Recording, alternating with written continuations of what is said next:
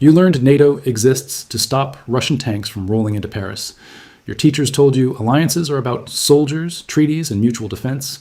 Entire generations absorbed the story of America as the generous protector, spending its treasure to shield ungrateful Europeans from Soviet aggression and now from Putin's ambitions. This version of history is a comfortable lie. NATO is not a charity. It is not a favor America does for Europe. And it is not primarily a military organization. NATO is the largest and most sophisticated economic extraction system ever constructed. The tanks and jets and nuclear umbrellas are visible. The financial architecture underneath them is invisible. For 80 years, this architecture has funneled global capital into American banks, kept the dollar supreme over all rival currencies, and allowed the United States to borrow trillions at rates no other nation on earth enjoys. When people debate NATO withdrawal, they argue about troop numbers and burden sharing. They miss the point entirely. American security guarantees do not protect Europe. They protect the dollar. They protect your mortgage rate. They protect the price you pay for gasoline and groceries and the interest rate on your credit card. This is the distinction the television pundits will never explain to you. Military alliances create economic leverage. Security guarantees become financial bottlenecks. The nation providing protection extracts value through currency dominance, trade access, and investment flows. Remove the protection, and you do not simply lose soldiers.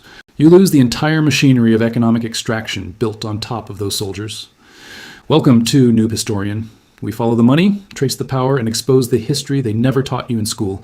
You are watching this in 2026. Right now, as you hear these words, the President of the United States is openly discussing NATO withdrawal. In March 2026, he told reporters it is something to think about. His administration has already pulled the United States from 66 international organizations through a single presidential memorandum. The German Chancellor has declared this moment the end of the post-Cold War international order. This is not speculation. This is not a thought experiment. This is your economic future being negotiated in real time. And if you do not understand what happened to every empire in history when it withdrew its legions from Allied territory, you will not understand what is about to happen to your bank account, your retirement savings, and the nation you live in. History has rehearsed this exact scenario 3 times. Each rehearsal ended in financial catastrophe for the withdrawing power. Rome tried it in 410 AD. Britain tried it in 1968. France tried a partial version in 1966. The consequences followed a precise pattern every single time. America is next. In the year 410 AD, the Roman Emperor Honorius sent a letter to the cities of Britain. The message was simple. Rome would no longer send legions to defend the island. The Britons needed to look to their own defense. Historians treat this moment as a military event. They describe the barbarian invasions, the collapse of Roman authority, and the beginning of the Dark Ages in Britain. This framing obscures what happened next in economic terms. The Roman legions stationed in Britain were not charity. They were the enforcement mechanism for a vast economic system. Roman soldiers protected the roads. Roman ships patrolled the seas. Roman law guaranteed contracts. Roman currency facilitated trade.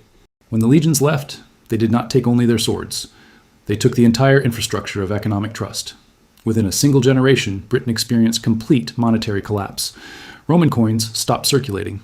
Trade networks connecting Britain to Gaul and the Mediterranean disintegrated. Cities shrank. The population declined. Skills and technologies disappeared because the economic systems needed to sustain specialized craftsmen no longer existed. But here is the detail your history books left out.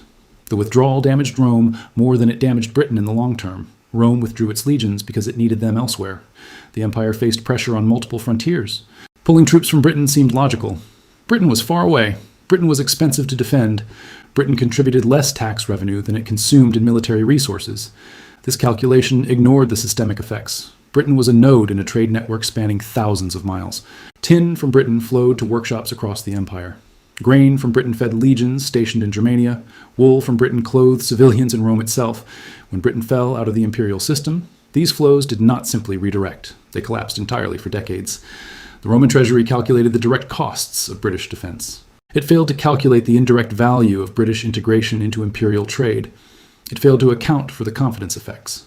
Other provinces watched Rome abandon Britain. They asked themselves whether Rome would abandon them next. Merchants and investors began hedging their bets. Capital flows shifted.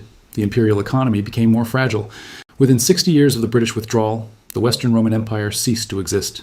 Skip forward 1,558 years. The British Empire faces a decision eerily similar to the one confronting America today. The year is 1967. Britain maintains military bases stretching from Aden to Hong Kong. British troops garrison Singapore, Malaysia, the Persian Gulf, and dozens of smaller installations across Asia and the Middle East. This military presence costs money. Britain is running persistent budget deficits. The pound sterling is under pressure. Economists and politicians argue about burden sharing and priorities. In January 1968, Prime Minister Harold Wilson announces Britain will withdraw all forces from East of Suez by 1971. The decision is framed as fiscal responsibility. Britain is overextended. Britain must concentrate resources on domestic priorities and European commitments. The pound sterling had already suffered a devastating devaluation in November 1967, falling 14.3% against the dollar overnight. Wilson famously told the British public the pound in their pocket had not been devalued. This was technically true and economically meaningless. The purchasing power of British savings collapsed relative to foreign goods and assets.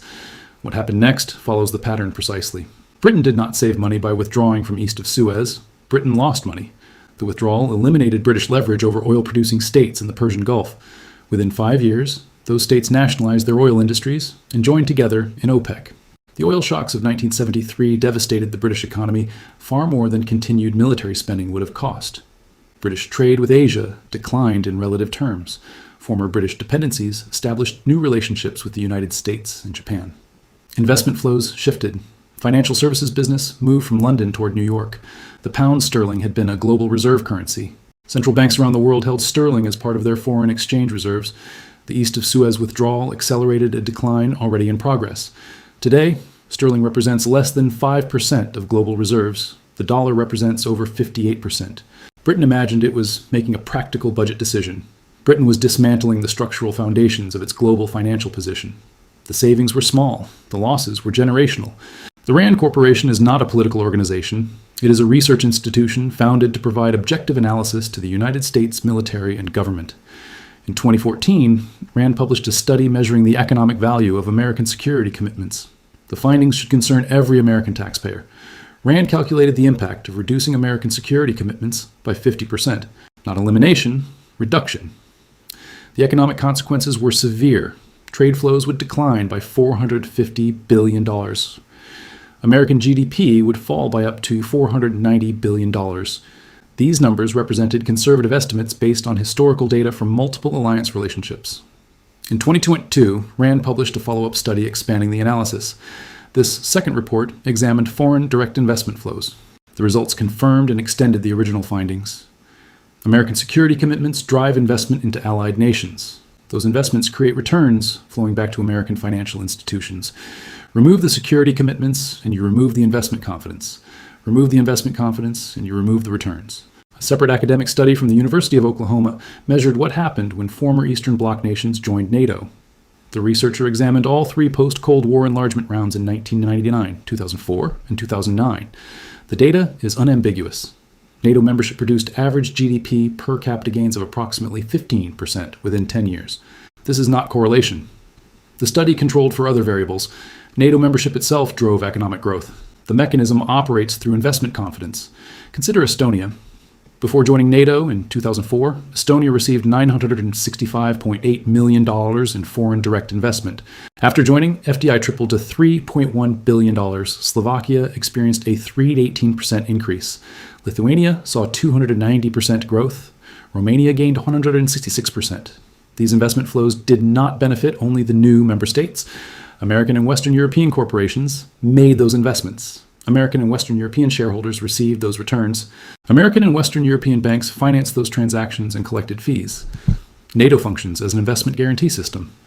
When your money enters a NATO member state, you know American military power ultimately backstops the political stability of your investment. You accept lower risk premiums. You invest more freely. The entire transatlantic economy operates at higher velocity because NATO membership signals safety. Remove America from NATO and you remove the guarantee. Risk premiums rise across the entire European Union. Investment flows slow, returns decline. American pension funds holding European assets watch their values drop. American banks lose transaction fees.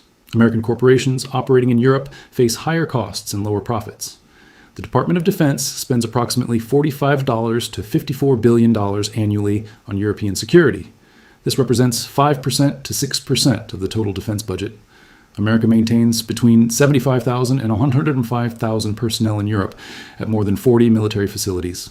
The equipment inventory includes armored vehicles, aircraft, rocket artillery systems, and approximately 100 tactical nuclear warheads. Critics point to these numbers and demand Europe pay more. This critique misses the point. Those bases do not exist to protect Europe. They exist to project American power into Eurasia and the Middle East. Ramstein Air Base in Germany is the logistics hub for every American military operation in Africa and the Middle East. The naval base at Rota in Spain enables American power projection into the Mediterranean and beyond.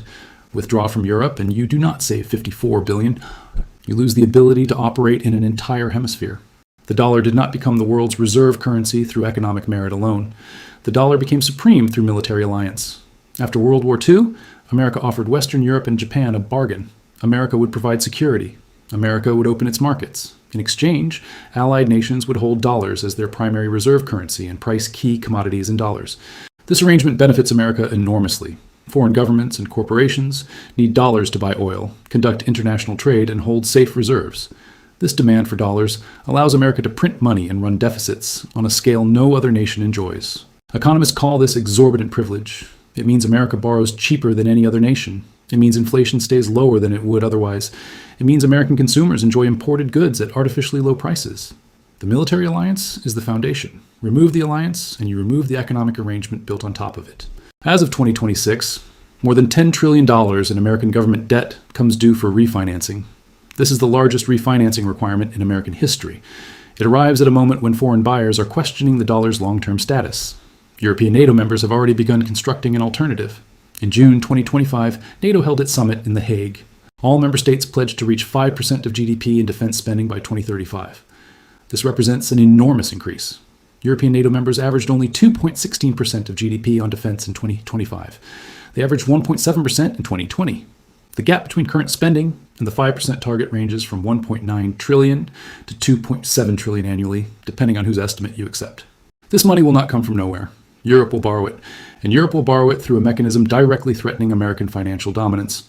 Financial analysts at Morningstar and MarketWatch published detailed assessments in February 2026, documenting what European rearmament means for global capital markets. Their findings should alarm every American investor. Europe is constructing a Eurobond market exceeding 1 trillion euros.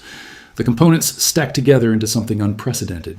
COVID-era recovery bonds already account for $650 billion.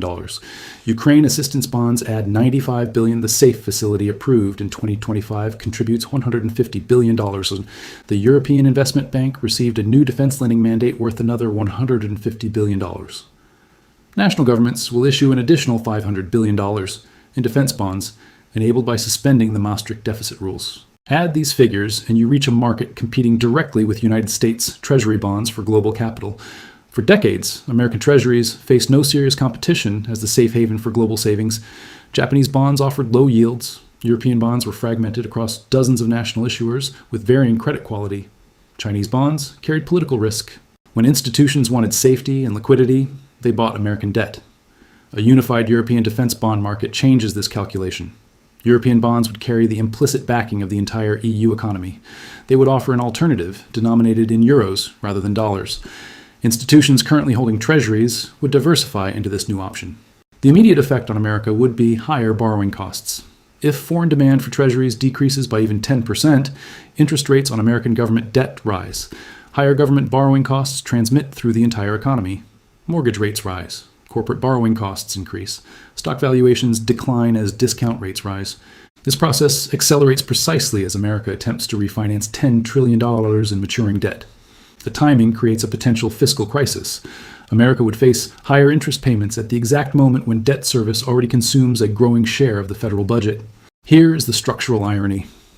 American withdrawal from NATO would trigger the European rearmament driving this bond issuance. America would essentially force Europe to create the financial instrument threatening American fiscal dominance. The hegemon would construct its own successor. On March 17, 2026, the President of the United States told reporters, NATO withdrawal is something to think about. He claimed he does not need congressional approval to withdraw. This claim contradicts federal law. In 2023, Congress passed Section 1250A of the National Defense Authorization Act. This provision prohibits the president from suspending, terminating, denouncing, or withdrawing from NATO without Senate advice and consent or an explicit act of Congress. The constitutional confrontation looms. A president asserting withdrawal authority faces a Congress denying that authority.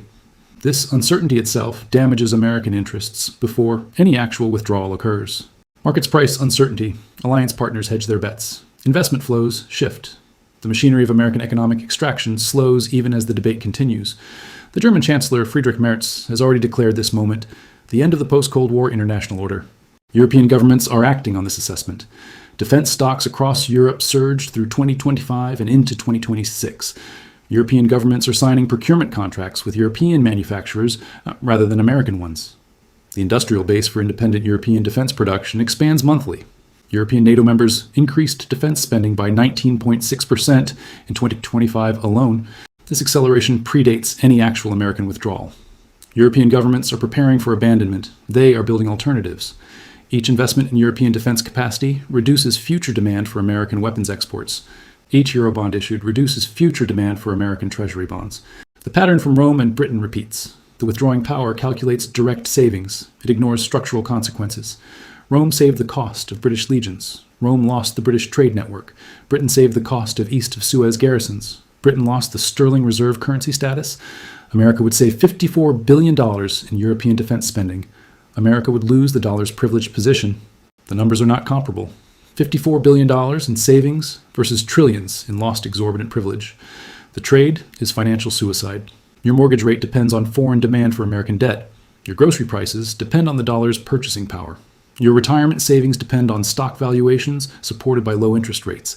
Your job depends on an economy receiving capital inflows from around the world. All of these dependencies trace back to the alliance structure America built after World War II. NATO is not about defending Warsaw or Tallinn or Berlin. NATO is about defending your standard of living. The soldiers stationed at Ramstein are not protecting Germans. They are protecting your 401k. History offers no examples of a hegemonic power withdrawing from alliance commitments and emerging economically stronger.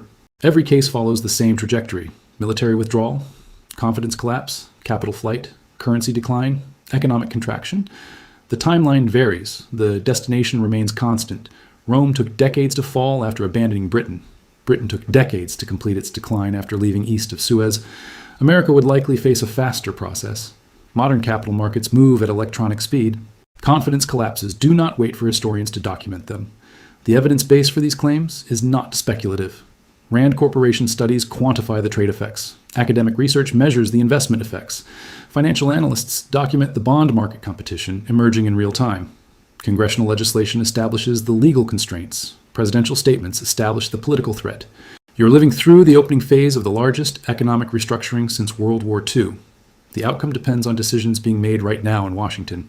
Those decisions depend on political pressures. Those pressures depend on public understanding. Most Americans do not understand what NATO does for them economically. They see burden-sharing debates. They hear complaints about European free-riding. They absorb narratives about American generosity protecting ungrateful allies. These narratives hide the extraction system operating beneath the surface. America extracts value from the alliance continuously. The security guarantee produces trade access, investment returns, currency dominance, and borrowing privileges worth trillions annually. The $54 billion in direct costs represents a rounding error compared to these benefits.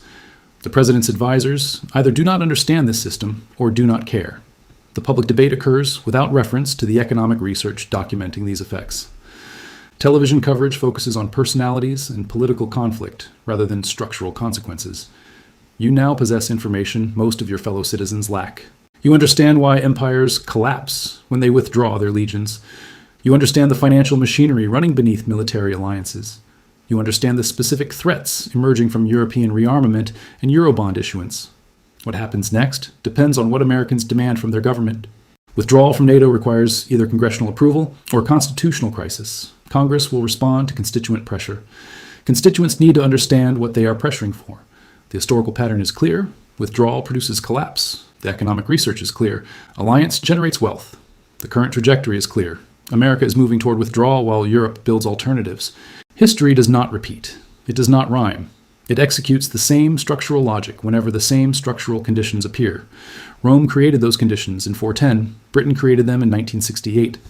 America is creating them now. The legions are not coming home to save money. They are coming home to impoverish you. And unless the pattern breaks, you will spend the rest of your life wondering why your money buys less every year, why your children struggle more than you did, and why America fell so far so fast. The answer will be obvious in retrospect. It was always obvious. Every historian who studied imperial decline knew exactly what would happen. The only question was whether anyone would listen before the withdrawal became irreversible. You're listening now. The question is what you will do with what you know.